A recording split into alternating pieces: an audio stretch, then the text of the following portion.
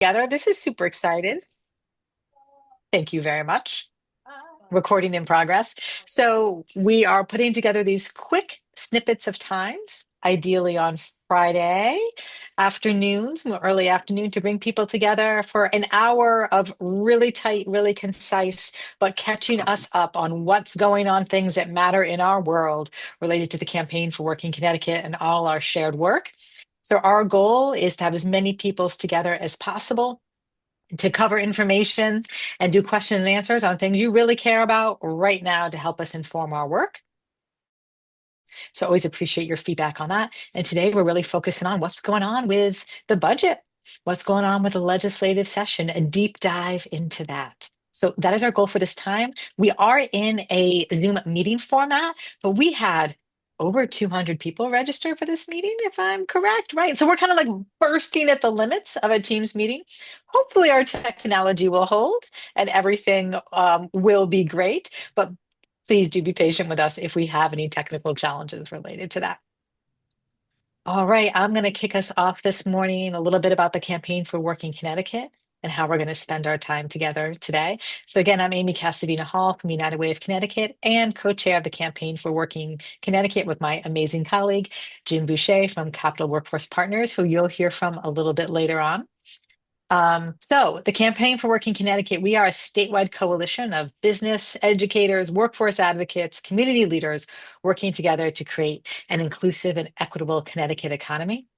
And one of the things that we do is we advocate for policies that expand education, workforce training, and economic opportunities, ensuring that workers have the skills they need and businesses have the talent they require to thrive.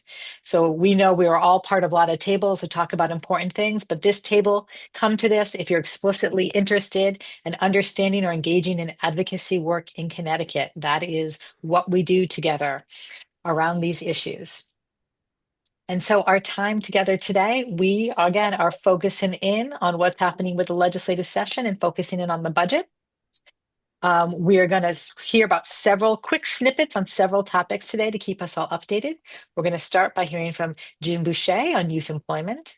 We're going to follow with Vanessa Hawk on childcare. We're going to hear then from Jeremy Kosnob on opportunity youth. And then finally, Kelly Fitzgerald on the child tax credit. Just to point out, these are all members of the Campaign for Working Connecticut, sharing their knowledge and expertise. We are a peer-driven group. And then we're going to have time for Q&A. But we know this is a lot in a tight amount of time, so please don't hold your questions. Put them in the chat as we go along, and we'll work to answer them as we go or answer them at the end the best that we.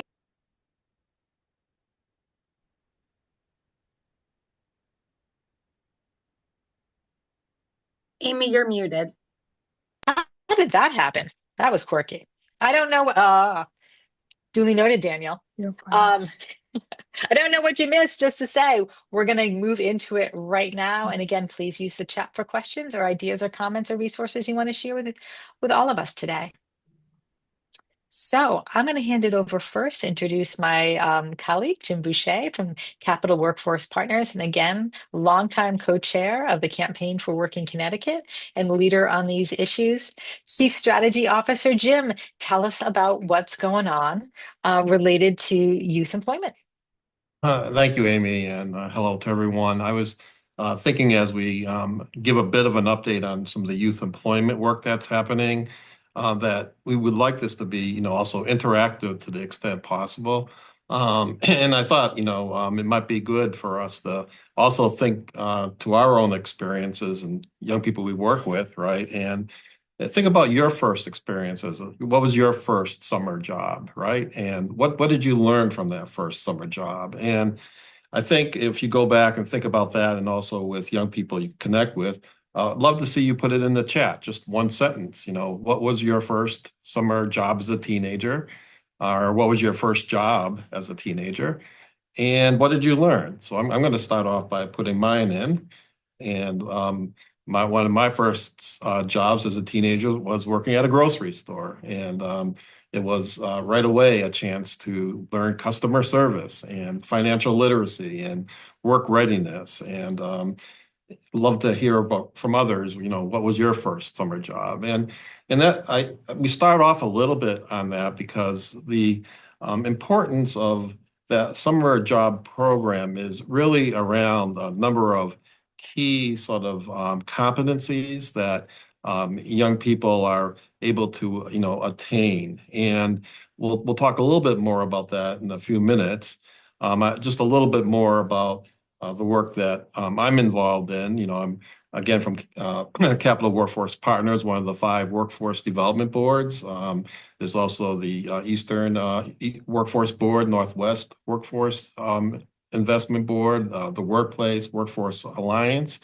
And as Amy mentioned, we're an active member of the Campaign for Working Connecticut, working very closely with the United Way of Connecticut and many other community organizations and workforce development stakeholders. I think I see Yasmin on the call, who's from the National Skills Coalition, and we have a strong relationship and availability to work with a number of other organizations around the country that helps further support the work we're doing. A little bit more on summer youth employment. I think, as you probably well know, a number of people who are on this call today are supporting, advancing a number of strategies that are really focused on how do we support family economic success? How do we support the business and industries, workforce needs? How do we support a healthy economy? And investments in youth employment does that. It's one of an array of workforce development programs that link to other strategies that are year-round programs and a number of workforce boards who are working with other community-based initiatives that are work-based learning, career pathways and navigation, and opportunity youth programs. And I think today's call, right, is we're talking with each other about how these strategies are really linked together to support, we hope, a continuum of support for both young people and families as they're working towards family economic self-sufficiency. From a workforce development point of view, we see youth employment programming investments as a critical priority where we're working with the Connecticut Department of Labor, Connecticut Office of Workforce Strategy, and other state departments that are focused on important positive youth development opportunities. As Amy was mentioning, why this is also very critical at this point in time is that the state is looking at what are the priorities in front of them in terms of important investments. And early on, we saw some important data around disconnected youth and youth that need youth employment and other work-based learning experiences. A number of us I know very familiar with the 119K Commission report. And one of the key items that the Campaign for Working Connecticut has been working on is how to support a number of the recommendations in that report. And one of them is that there should be no waiting list for young people when they're looking for youth employment. And in the past year, one of the key programs, Connecticut Youth Employment Program, had supported up to 4,000 young people across the state with youth employment experiences. But even with that, at a $10 million funded program for the Connecticut Youth Employment Program, there are still over 6,000 young people that were on a waiting list. And so when this present year came in, the first round of the budget recommendations talked about a 50% potential reduction in those funds from the previous year. We were all the more concerned that, a number of young people were not going to be served, and we were deeply grateful to the Connecticut legislative leaders for restoring up to the $10 million amount that was there from the previous year. And a lot of that came because of work people on this call have done to really speak to the importance of these investments and the ongoing work that organizations across the state are supporting. And altogether, we see 130 municipalities that are involved in gaining young people in youth employment during the summer. And there are literally hundreds, if not thousands, of work sites and employer connections that we're seeing across the state. And so the $10 million youth employment investment is actually leveraging a lot of other kinds of activities across the state. And again, it plays a critical role in fostering positive youth outcomes for young people. We see that there's clear evidence for increased sort of work readiness for young people, enhancing academic achievement, improving their employment prospects. And we are really wanting to be sure that we continue to connect young people to meaningful employment and career readiness. Again, we see that participants over time demonstrate higher earnings, improved career aspirations, and increased job readiness. So I think I'm just going to summarize and conclude by just noting that the work we're trying to do as the Campaign for Work in Connecticut, working together to continue to support these investments, it's going to be critical over the next week plus to continue to voice the importance of these investments so that the state of Connecticut can continue to assure that this is a priority that hopefully all young people will gain the kind of youth employment experiences that are needed. Lastly, I'd say that I think we all know that the Connecticut Conference of Municipalities actually put together a report that to really assure that there's no waiting list for any young people, it would take up to $25 million to eliminate waiting lists and expand access. So, we're really hoping that in the next few weeks, we can continue to help lift up the importance of youth employment, as you saw in the chat, many experiences that you all have and know others who have received. It is a really critical program for those reasons. So thank you, Amy, for letting us have a chance to kind of talk a little bit about an update on the youth employment program and the importance of continued investments. Jim, thank you so much. And a couple questions from the chat. How is youth defined? Sure. Right now, the state of Connecticut, is really looking for the youth employment program as a 14 to 21 year program.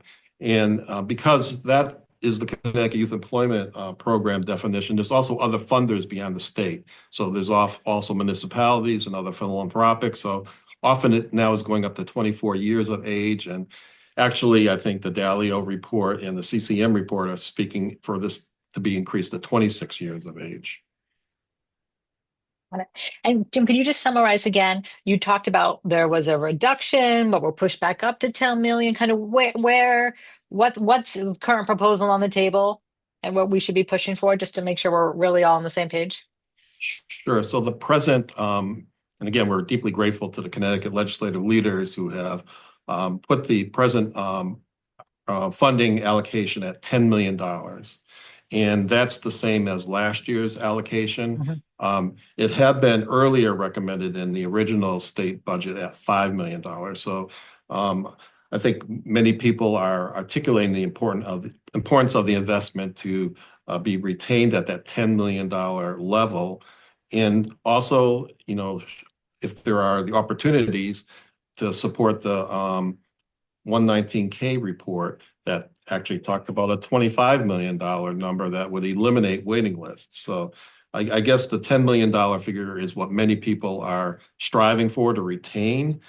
And aspirationally, if that $25 million no waiting list number could be reached, that would be the ultimate goal. Great. Thank you for that. Any questions for Jim on summer youth employment?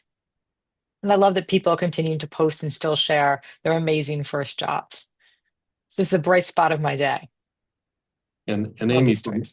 for many young people, right, especially in today's tight economy, particularly from low income communities, the only real opportunity to access a teenage youth employment job is through this Connecticut Youth Employment Program. And so the experiences that are being shared for all youth to have these kinds of experiences, it's vital that we do as much as we can for this program. Perfect segue, Jim. So the last thing to touch on. So what are the most important things those of us on this call can do right now? What's kind of the call to action heading into the end of session? Are there particular people we need to thank or support? Particular place we need to do that? What would you like us to do? Well, it really is across the board, continuing to speak and also express our gratitude to the Connecticut legislative leaders to support this $10 million continued investment. And that's across the board, the Connecticut legislature, the governor, and the executive offices. So that the continued importance of putting your voice to the importance of those investments across the board is critical. And I hear that saying we want to tell as many people as possible. And it's a thank you message, right?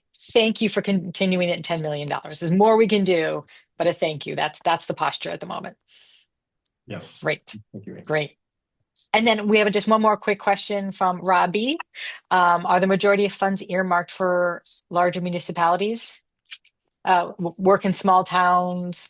And, this is new. State funds for summer youth employment? Who knew? So can you tell us about that municipality piece, Sure. if you So happen to have that information? yeah, I can get more, but I think right now we see almost 130 towns and cities that indeed do receive some level of youth employment activities and supports. I would say that a lot of this is focused on priority youth that are low income. And so to that extent, you might see larger municipalities getting a bigger share of those summer youth employment investments. Great. And then our follow-up message, we'll try to include some information about who's included or how a town could, like, what's the process um, as we move forward. Sure. So if you're interested in the Summer Youth Employment Program, I mentioned the five workforce boards, again, Capital Workforce Partners, the East Workforce Investment Board, Northwest Workforce Development Board, the Workplace and the Workforce Alliance all have application information on their websites. And also the Connecticut Department of Labor that oversees the program also has information on how you could further access, the Connecticut Youth Employment Program and other activities related to that.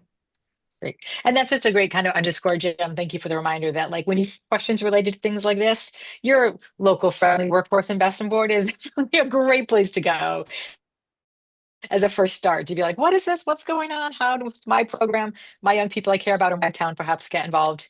You guys are kind of a great connector to all things like this. So thanks for that reminder. Yeah, and I'd also say as you look around who's here at this meeting, there's a number of youth employment providers and partners and work sites. So I know it's a great network out there, and I know we know each other well. So I want to thank everyone who are providing these services on the ground, who are community organizations and municipalities actually providing these youth employment services. So thank you, Amy.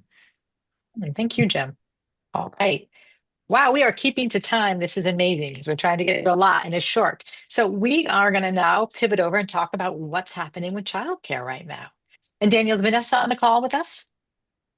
Fabulous. So I'm so pleased to introduce Vanessa Hawk. Hey, Vanessa, Membership and Advocacy Manager at Connecticut Early Childhood Alliance. And if you are not part of the Alliance or know about the Alliance, you don't get the emails from the Alliance, you're missing out on much. So this is a great chance to connect to Vanessa's update right now, but also connect into the bigger world of childcare if this is new to you. And I will ask Vanessa if you could share how people can do that as part of your time with us today. That would be fabulous. Absolutely. And I just want to give a quick disclaimer that I am working from home with a sick preschooler. So apologies in advance if this becomes a case study about why childcare is necessary rather than a report about childcare legislation. We are about 2.5 weeks from the end of the session. And right now, the focus is that the legislator needs to pass a budget for the next 2 years. The major subheading for that is that they need to close a $300 million deficit in the Medicaid budget.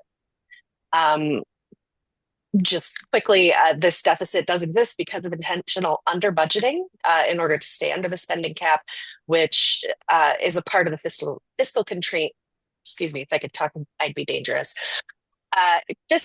Fiscal constraints that we've all heard so much about, which could be a good thing or a bad thing, depending on what your perspective is, right? If you're only concerned with paying out the state's debts, fiscal constraints are doing their job. That's a great thing. But if you're concerned with how the state can provide services for families in need, everything from school funding, healthcare, early childhood, food insecurity, services for the elderly, veterans, the homeless, all those things are impacted by the state's inability to spend the money that it has, which is caused by those fiscal constraints.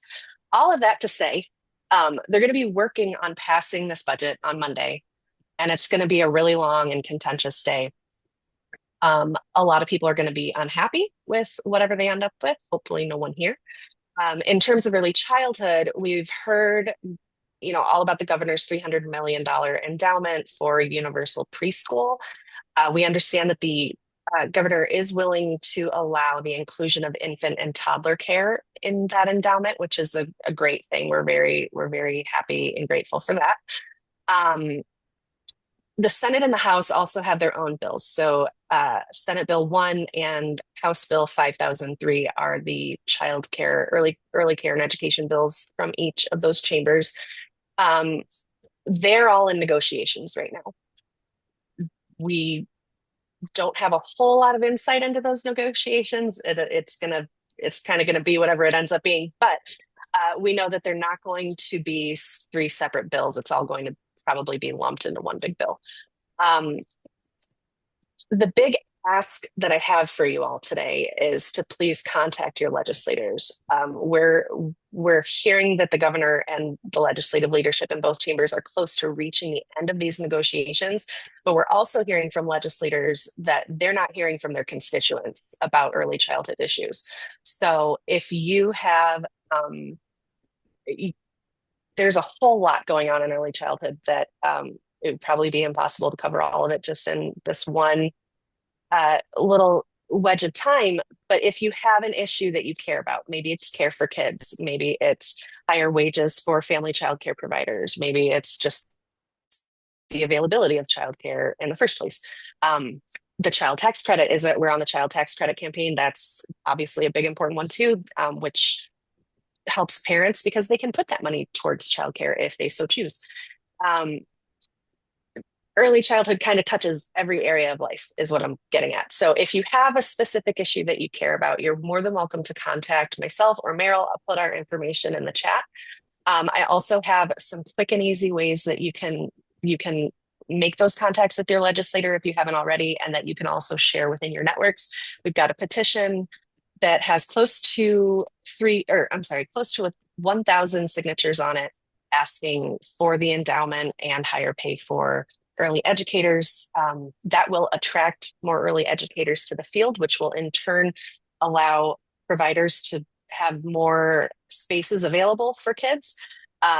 There's a lot of Care for Kids asks for expansions in the Care for Kids program. All of it is good. Whatever your area of concern is, chances are they need to hear your voice. So I will be sharing in the chat links to how you can get involved in those ways.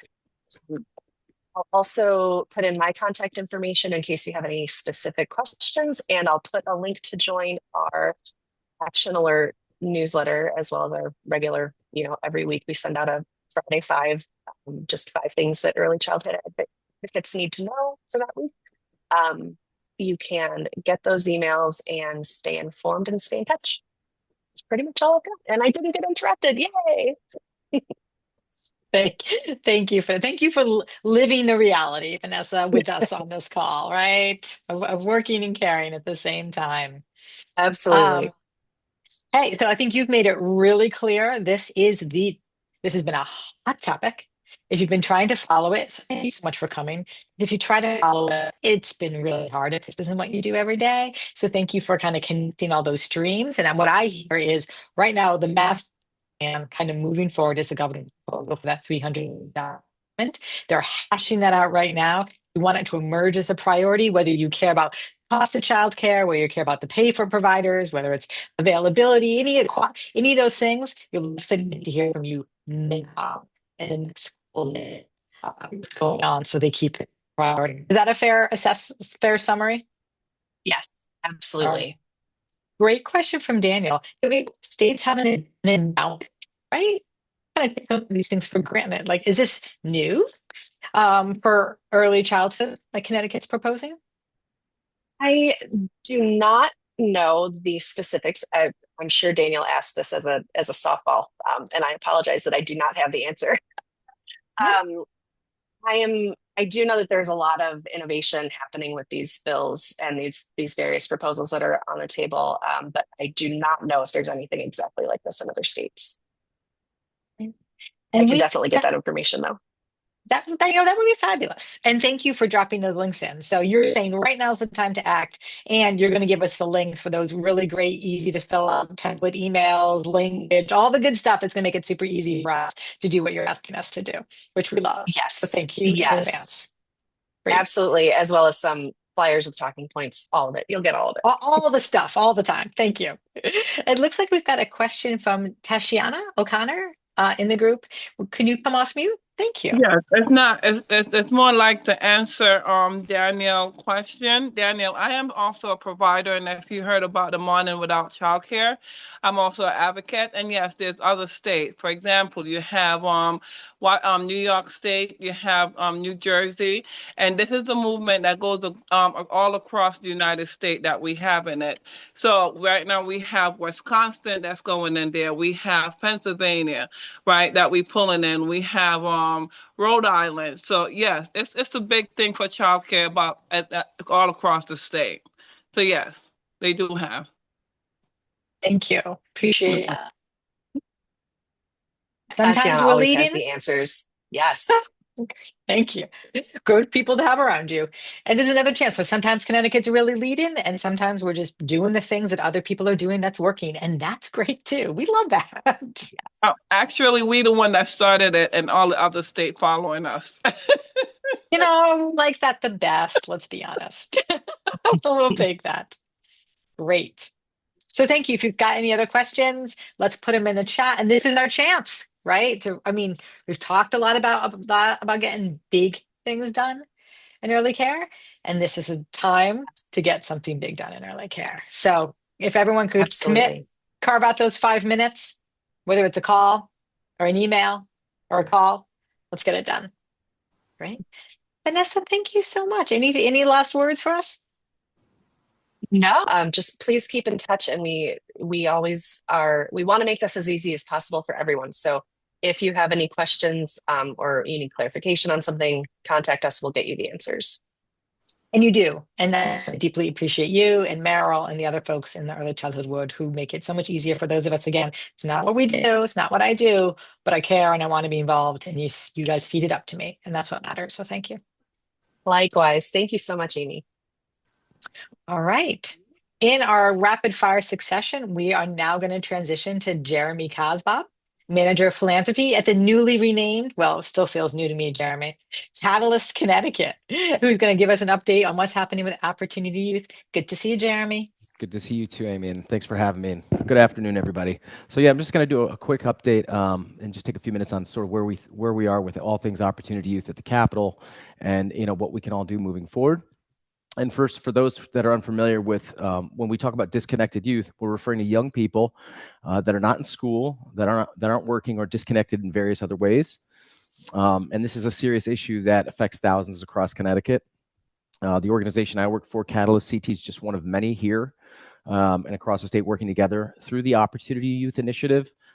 We've been part of a strong community-centered effort that's informed work like the 119K Commission and Young People First Report.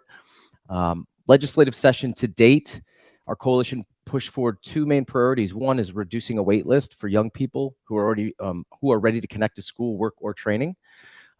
Two, piloting youth-centered regional coordination to better serve them. The good news is the Opportunity Youth were included in several bills. The tough news is that so far the only piece of that's moving forward is how the state tracks disconnected youth in an annual report. So while it's helpful, in theory, it's not going to solve the crisis. So here's what we need to do to continue this work. Keep raising these issues with your state legislators, like those on here are doing, both in the House and Senate. Let them know this isn't isolated. It's happening across the state. Ask them to invest in this work, even if it's a small amount. It can help community organizations make a real difference. And then finally, just I would implore and remind everyone how important it is that we maintain a presence at the Capitol, and make sure that the young people that we are working with are at the Capitol, and that we're bringing them, those organizations like Catalyst and Domus and others here, bring those young people up to the Capitol. This will help them understand how decisions are made, and then this will ensure their voices in the process. Thank you. Thank you, Jeremy. So, summarize real quick, what I heard is we're getting real traction on this issue around young people who are just experiencing disconnection from school and work. We're getting traction among policymakers on understanding what the issue is, who's affected, what it means for their communities, what it means for the state, right, and our economy. But right now, what's progressing in the right now is kind of what's progressing in the budget are non-fiscal items. So we're not seeing things that are funding services progressing right now. We're seeing things that do like making sure the data collection is happening. Things like that. So good things, but not things that would directly create new results for young people or the communities and organizations for them. Is that a fair summary? That is a fair summary, yes. And I heard you say one of the most important things we can do is to get these young people in front of legislators. Yeah, I think just having a constant presence at the Capitol, especially the young people across the state, is the most important thing. It's a simple, to me, it's a very simple act. Again, it gets their voices involved, and it shows that at the Capitol, there's real young lives that are being affected. Can you maybe just I still want to revert to your organization. How is Catalyst Connecticut doing? Like, how are you guys doing that? You want to give us some tips or word of advice from your guys' experience?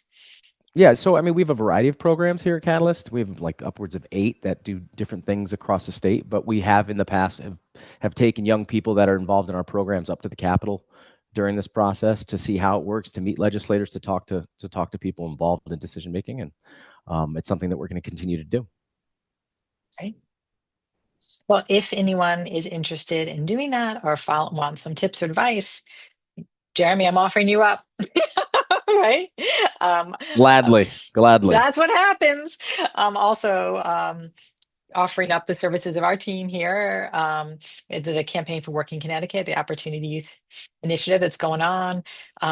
Maybe we can drop in the chat. We've got a way you can contact your legislator too.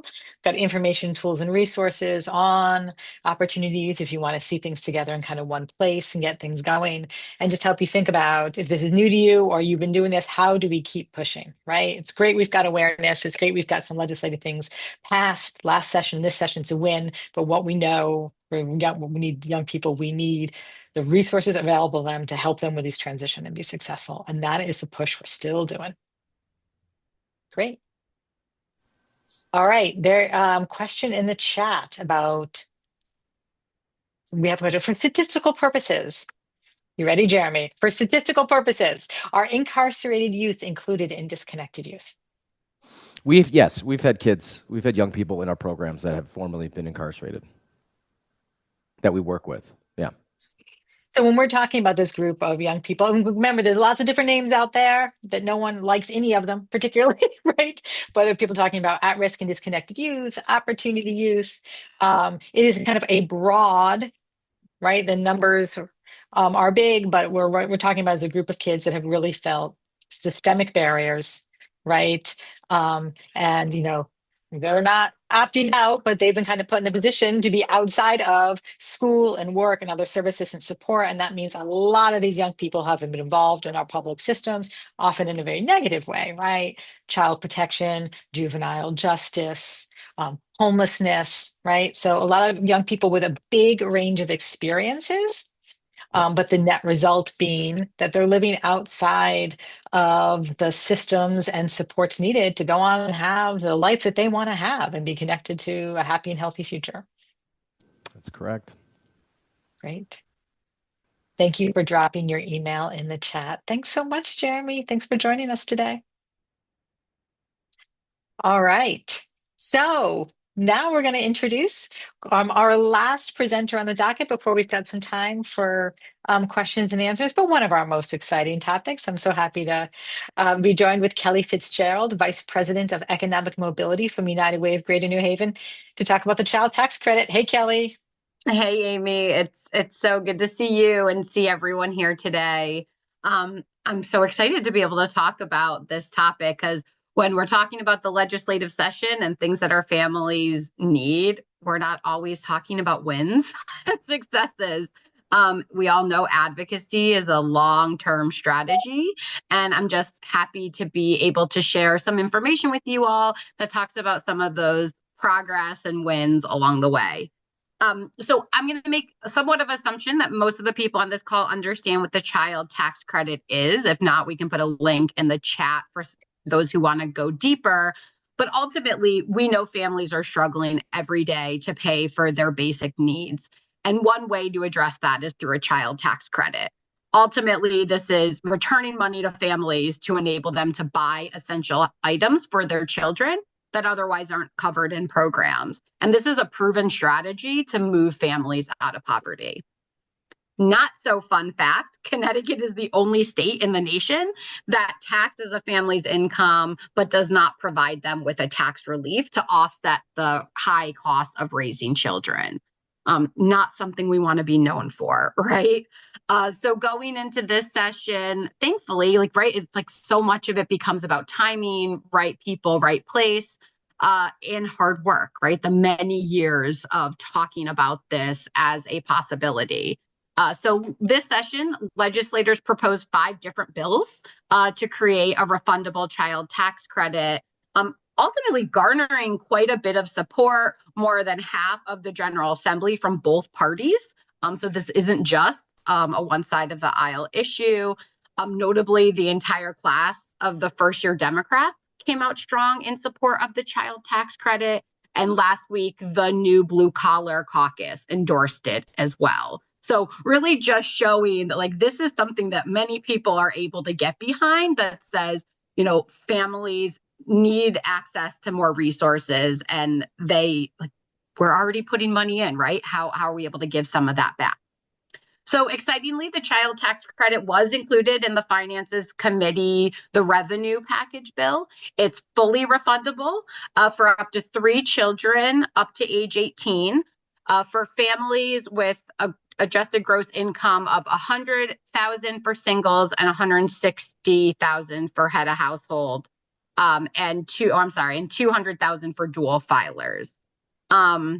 So if passed, this will ultimately give families a bigger tax refund starting next year when they file their taxes. So this isn't a down the road maybe, this is a next year people will start to see this increase in their tax refund. I will share that the Child Tax Credit Coalition, we did propose a $600 per child refund, but unfortunately, legislators were only able to find room this session for $150. To us, though, this is still a win. Getting it in there, having it at the $150 per child, ultimately just gives us something to build off from. So again, just to be clear, not exactly what we asked for, understanding that we'd really like to see families be able to have a refund much closer to $600. But this is absolutely a step in the right direction. So we are really excited, like I said, not to no longer be that only state in the country with a personal income tax that doesn't adjust for raising children. But as you've heard from some of the other speakers today, it's not over yet. We really need everybody to contact their state legislator to encourage them to support this. Again, I think as we heard Jim say, this is a thank you and, right? This is in there. And we really want to acknowledge that work that's been done to date, but not let up. Really let our legislators know this is something we have to push hard for till the very end. We do have, and I don't know, Daniel, if you've already put in there, I can put it in, but there is a map on the United Way of Connecticut website that gives a town and or House or state Senate district look at eligibility and refund. So it's a really nice interactive way for you to look at either the town or towns that you work and live in and be able to see what that impact will be for you locally. And that's some good information to be using also in your conversation with legislators. So as we've said in the many call to actions today, and you don't necessarily have to send all different emails, one email or one phone call that addresses all of it, but acknowledging that you are in support of the child tax credit can make a big difference for many, if not everyone on the call today, and all of the people that we're working with. So thank you. I'll stop there. Happy to answer any questions. We'll go from there. Great. Thank you, Kelly, so much. People, please put questions in the chat. I loved how you framed the call to action right now. It's a thank you and, right? So yes, off the 5+, and I wouldn't necessarily call them bipartisan bills, but bills coming from the Republicans, bills coming from the Democrats. One has emerged in the Finance Committee package, and that proposal is $150 per child, up to 3 kids. And that is great because getting something is the most important thing to get done. So that's the thank you. And well, it needs to be more, right? So that thank you and is beautiful phrasing. I think that will go a long way with legislators. They want to be thanked for getting this done, and they need to know it needs to be made more. And many of them are supportive of that, and they need to hear that. They keep telling us they need to hear that. So I love the way you put that, Kelly. That was fabulous. Great. I also just want to play out something you mentioned. You talked about the child tax credit being refundable, right? And so I'm going to say this and you can correct me if I get this wrong. So refundable means that even if you don't have a tax liability, you don't have to pay taxes because your income's too low. You would still, if you file your taxes, get the full amount of the child tax, if you're, qualified, the full amount of that child tax credit back, which is huge, which means our lowest income families would benefit from this, unlike the federal tax credit, where the lowest income family will only partially benefit. So that's super, super big deal. Did I get that right, Kelly? Did I say that correctly and clearly? Exactly. And as we talked about, there's many iterations of what a tax credit could look like, but having it be fully refundable was one of the pieces that we were really pushing for. Thank you. And then you talked about the income threshold, families making up to, I believe is 100,000 if you file singly, I think 150 if you file head of household, and then 200,000 for both married filing jointly. Like that's much more generous than most things we think of. Like this is a up to and through middle class benefit. And it seems to me we often don't have those. And that's something we need to be talking about also.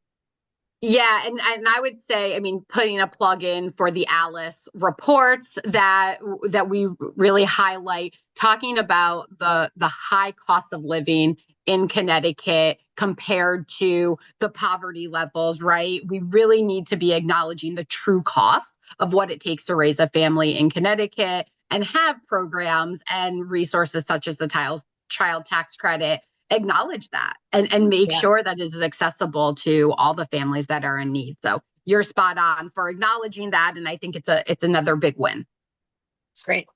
I think we've got some good conversation going in the chat about like, would VITA clients, thank you, Takima, be people who would be good to testify about that the child tax credit is meaningful? And I see Daniel and Cheryl be like, yes, yes, they absolutely would with their email links. And then Takima, asking about like, do we have ways, talking points or ways to people to get involved? Daniel or Cheryl, could one of you come off of mute?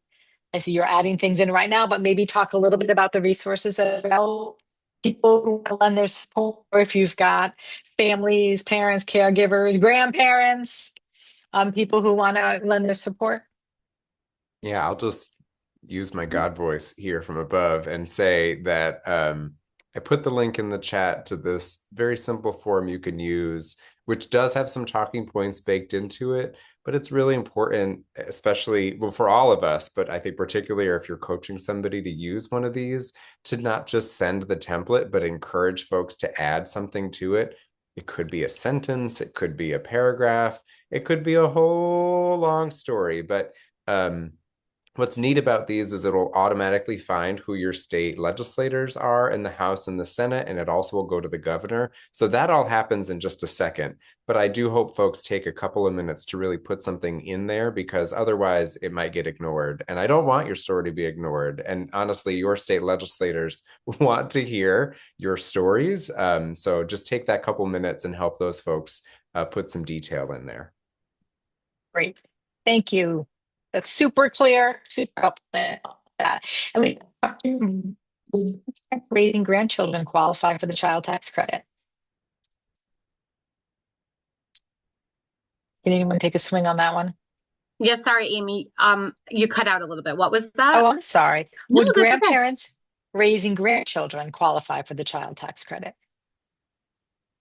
Great question. I'm going to be honest that I don't have the answer to that, but Daniel, maybe you do? Yes. Perfect. What an It's easy it's answer. essentially a dependent credit for dependents under the age of 18.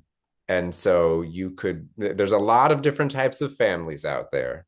And I've heard a Mhm. lot about all the different types of families out there in these years advocating for the child tax credit. So it's a simple, it's boring. It's tax policy, but if you file your taxes and you have a dependent under the age of 18 on that state tax return, you'll get that child tax credit. I mean, another reason why we love the child tax credit, right?